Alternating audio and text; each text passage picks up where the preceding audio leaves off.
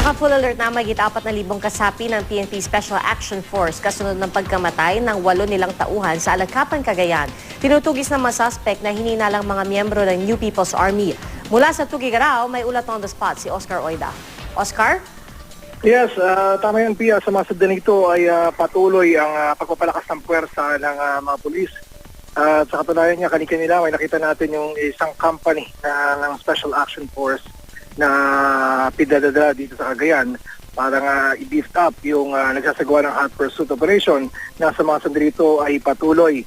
Kinabibilangan ito ng mga elemento ng Philippine National Police at 21st Infantry Battalion ng Philippine Army. Ito ay matapos nga masawi ang 8 sa mga PNP personnel matapos umunong tambangan dyan sa may Barangay Kataratan, Alagcapan, Cagayan kahapon ng umaga.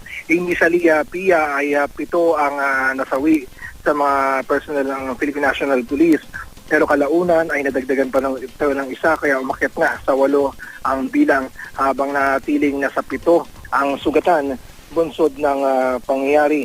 Base initial na impormasyon na kuha natin, Pia, ay pupunta sana mula sa kanilang detachment papunta dyan sa may sentro ng Alagcapan itong mga pulis para sumailalim nga sa isang physical fitness test ng madaanan mo ng isang landmine. Pagkasabog umano ng landmine ay agad na raw pinaulanan ng bala ng mga elemento ng New People's Army.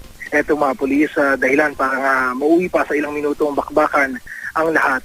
At pagkatapos nga nun ay pinagkukuha itong mga armas ng mga pulis. Ayon sa initial investigation, Pia, wala silang nakikitang ibang motibo sa pangyayari kundi agaw armas.